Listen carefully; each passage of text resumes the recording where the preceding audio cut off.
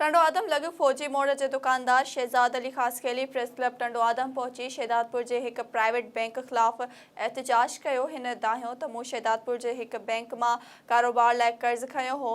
ताज़ो कुछ ॾींहं अॻु मुंहिंजी दुकान वाक़े फौजी मोड़ ते शॉर्ट सर्किट सबबि बाहि लॻी वई हुई, जंहिंमें दुकान में रखियल लखें रुपयनि जो सामान सड़ी रख थी वियो हो। हिन चयो त दुकान सड़ण सबबि मुंहिंजो अल्ह तड़ सड़ी रख थी वियो। हिन चयो त शहदादपुर जे उन प्राइवेट बैंक मां ऑफिसर ऐं एहलकार 3 गाॾियुनि में सवार थी पहुता। उन्हनि मूंखे ज़बरदस्ती गाॾीअ में विझी खणण जी कोशिश कई। हिन चयो त इन्हनि मूंखे रोड ते ॻोल्हियो ऐं तज़लील कई। हिन चयो त बैंक जे अमले मूंखे एतिरो तंग कयो आहे जो आउं ज़हनी मरीज़ बणिजी वियो आहियां। दुकान खे बाहि लॻण सबबि हाणे को कारोबार बि न रहियो आहे। घर में फाकाकशी आहे, मथां बैंक वारनि जी रोज़ जी तज़लील सबबि आउं सख़्तु परेशान आहियां। हिन चयो त मूंखे वधीक तंग कयो वियो त आउं पाण ते तेल हारे बाहि ॾेई साड़ींदुसि। उन जी ज़िमेवारी शहदादपुर जे इन प्राइवेट बैंक वारनि ते हूंदी।